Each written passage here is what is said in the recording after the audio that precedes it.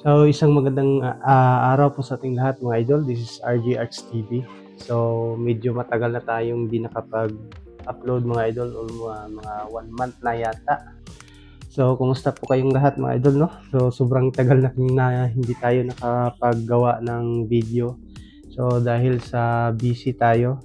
So, may ginawa kasi kaming youth camp, and after ng youth camp, gumawa kami ng mga parent camp, and then nag-family day pa kami, tapos talagang busy sa church. So kaya ngayon lang ako nakapaggawa ng mga videos. So nakakamiss lang gumawa ng content mga idol. So kumusta po kayong lahat, and sana po ay nasa mabuting kalagayan po kayo.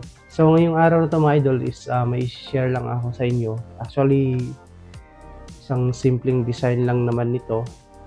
Unit na to, siyang butane type. So, sniper type siya. Napapansin nyo sa mga previous video ko, ganun pa rin yung mga design natin. Kasi yun yung request ng nagpapagawa. So, ang unit pala nito mga idol as kay Sir Jervy Calderon ng Surigao del Norte. So, papaship na lang natin to. Hindi ako try video ng kanyang accuracy kasi maulan po dito sa amin. Bago pong lahat, shout out ko lang muna yung mga nagpapagawa sa atin. So hintay-hintay lang kayo mga idol, no? Kasi sobrang busy ko pa. And shout out ko muna si Mark Aaron, no, ng Sikihor. So shout out sa iyo idol. Tapos ko na rin yung unit mo. So babalutin ko na lang. So, siguro baka bukas pag hindi masama yung panahon, papadala na natin to.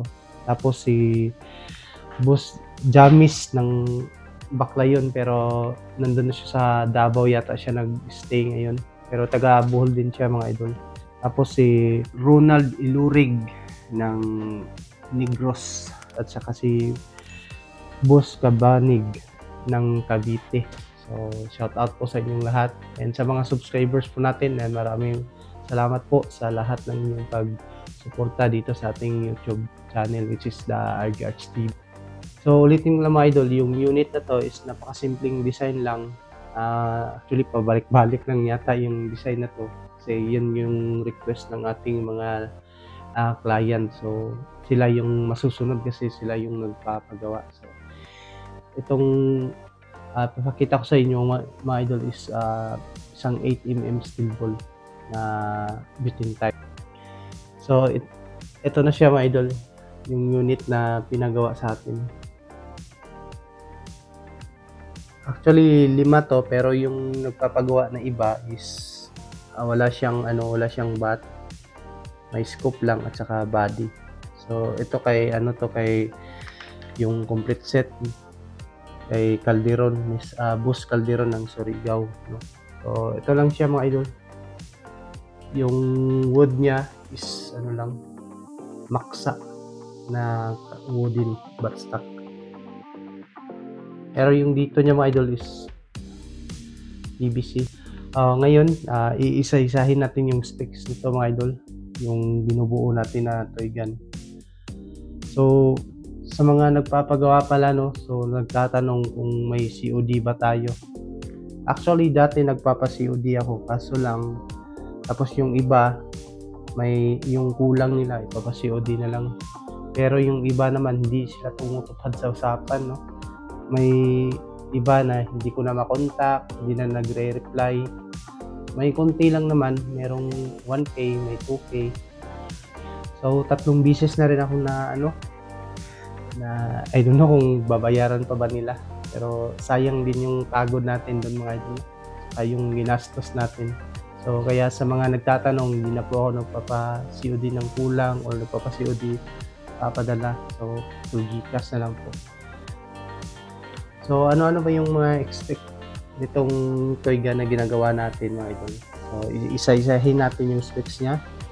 So napakasimpleng design lang naman ito, sa pabalik-balik na lang. So may gagawin pala akong kay Sir Joshua Nulong, hindi ko pa napadala kasi busy nga yung mini predator niya na pinagawa sa atin. So ito isang 8mm steel ball, yung bala niya Tapos naka bolt action siya. So medyo masikip pa siya kasi bago lang. Yan, medyo masikip pa siya mga idol. Yung bolt action niya is removable kasi naka screw lang siya dito, tapos aluminum tube na ginamit natin. Yung size nito is 5/8 na aluminum tube. Fit lang siya dito sa 20mm na PVC. So kung bumili kayo ng aluminum tube, maghanap lang kayo ng PVC na fit siya dito. Yan. Para walang singaw. Tapos yung kanyang bat is removable.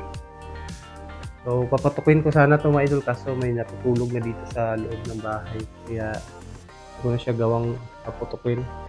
Tapos yung trigger mechanism niya nandito sa loob. So ganun pa rin yung trigger natin mga idol. Walang pinagbago. Kasi napakalinis po siyang tingnan. Tapos yung barrel niya is aluminum tube 4 pieces. 4 pieces yung nasa labas. So 28-inch barrel. Dati mga idol, ginawa ko dito is yung blue na PVC. Kaso napansin ko siya, may ano pa siya dito, may open sight.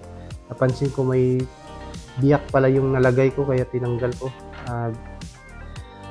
Ano lang, pinalitan ko ng orange PVC. So yung chamber nito is nasa 22.5 inches, kasama na yung housing ng beauty natin. Ito yung beauty natin.